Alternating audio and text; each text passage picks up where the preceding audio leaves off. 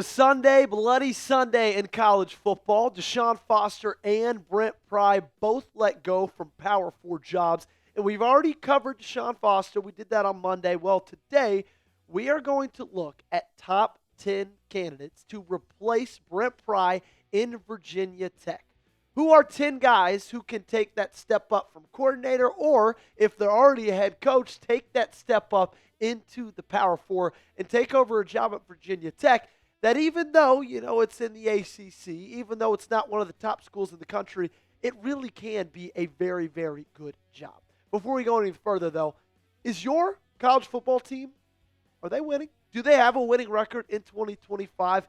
I want to know, and I want you to tell me by liking today's video, okay? So if your team is 2-1 or 3-0, if they are above 500, do me one big favor and hit that thumbs up button and tell me that way. So when it comes to this Virginia Tech job, there are some pros and obviously there are some cons as well.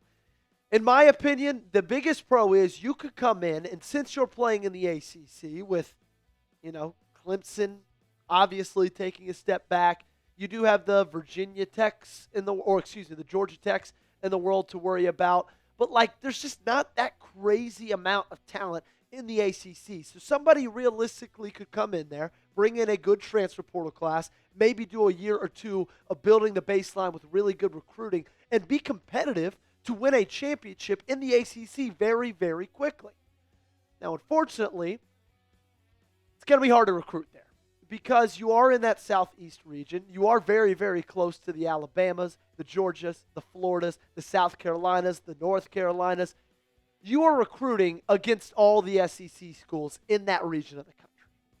And it's a lot harder to convince them to come play for Georgia Tech than it is to convince them to come play for that Block G, maybe the Power T, or that Gator on their helmet.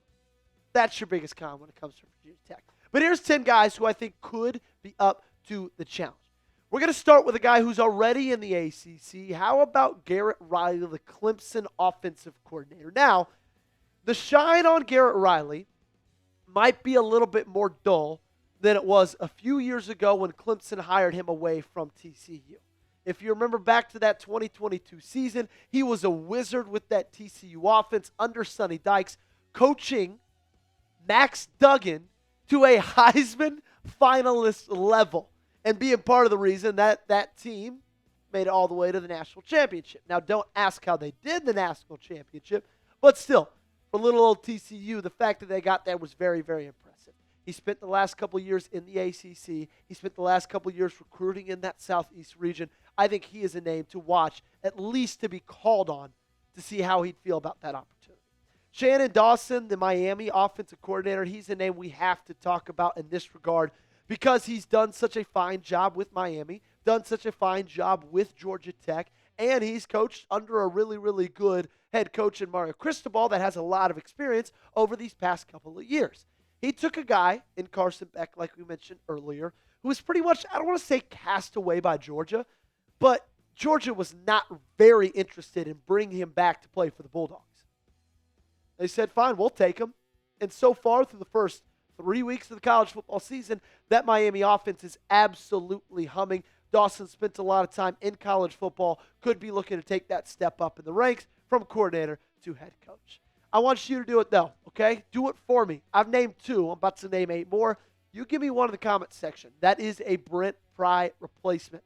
Get down there and give me a name you think could be on the hot list for the next head coach for the Virginia Tech Hokies.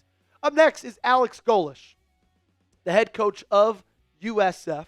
And if you've been following college football for this year, you probably know the name Alex Golesh, right? Because they absolutely dominated Boise State week 1, then absolutely dominated Florida week 2. Unfortunately, they didn't fare as well against Miami in week 3. But still, what he's been able to do with a program like USF has been very, very impressive. The thing about Alex Golesh, though, is Virginia Tech might not be his ceiling when it comes to the job market after the 2025 season.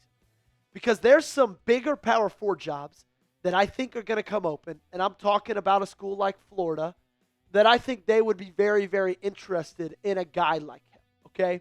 And so, is Virginia Tech going to be interested in Golesh? Yeah, I would bet they are. Is Golesh going to be interested in Virginia Tech, though? I think that's the big question. Coming up, number 4. We got to talk about it. We got to put him on this list. It's Shane Beamer, okay? Not only was his dad the most legendary and famous coach in Virginia Tech history, honestly, in all of college football, but as we know, Shane Beamer also played his college ball at Virginia Tech. Now, right now, I'll be honest with you, he's in a pretty good spot with South Carolina.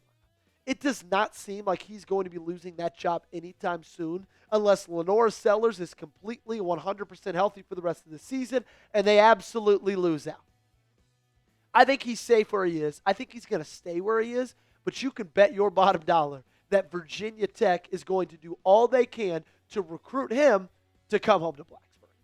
My 5th candidate, Blake Baker, LSU defensive coordinator. If you notice, all of these guys, as of right now, are coaching in that Southeast region because I think that's where Virginia Tech wants to make their next hire, a guy who's used to recruiting in the South. And let me tell you this, Blake Baker is used to recruiting in the South. He's done a wonderful turnaround, 180 degrees with LSU's defense.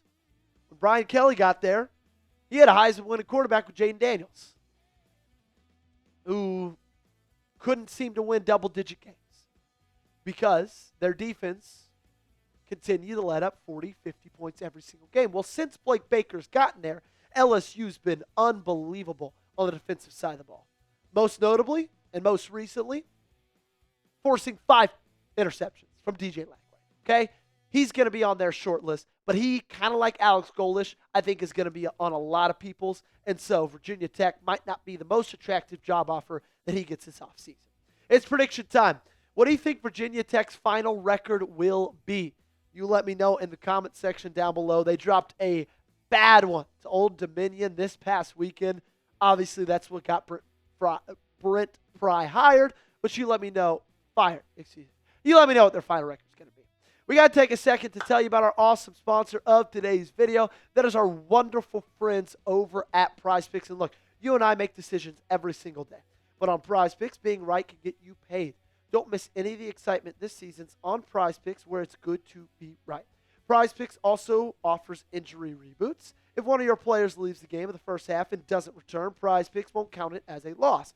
PrizePicks invented the flex play, which means you can still cash out even if your lineup isn't perfect. You can double your money even if one of your picks doesn't hit. And I'll tell you this right now, this is my absolute favorite thing about PrizePicks. The flex play, it's safe, and it allows you a little bit of wiggle room. Okay, here's my picks for Thursday Night Football. Give me the more on longest completion for Josh Allen, the more on Devin A. Chain, longest reception, and also give me the more on Riley Patterson kicking points. But the great thing is, right, with that flex play, one of these can, not hit, and you're still going to win that lineup.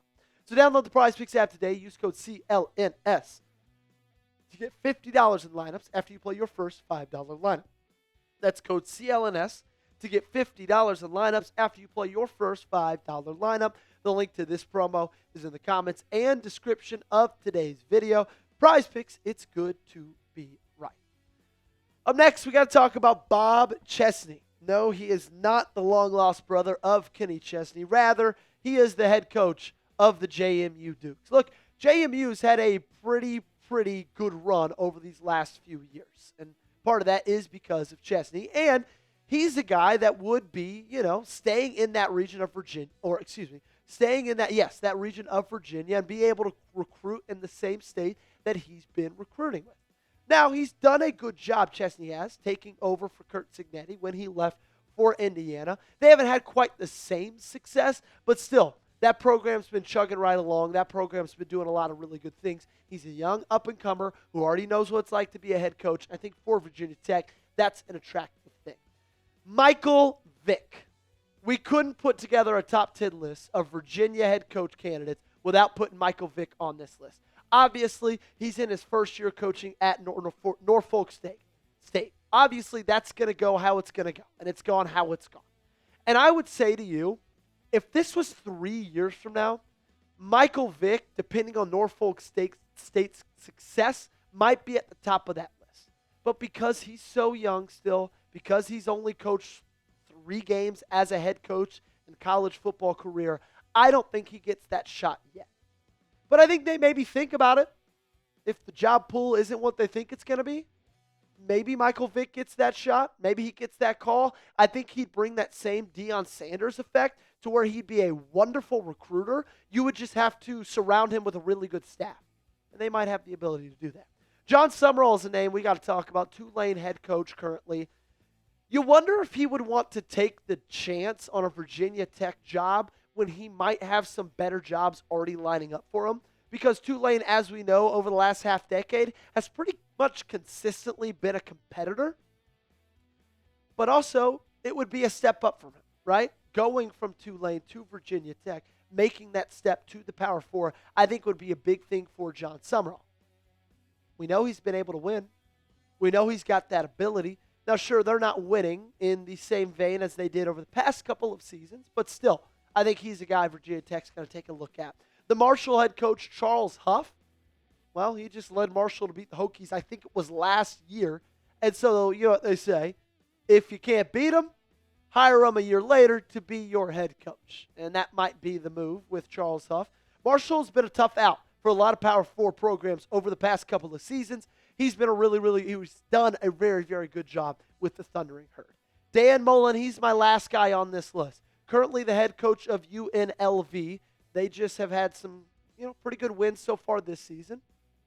And he's done it at a pretty high level. Obviously, he did what he did as the Florida offensive coordinator. He then went on to be the head coach of the Florida Gators as well. He was the head coach of Mississippi State.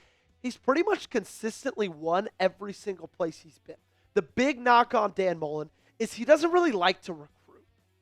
Like, he doesn't love that part of the job.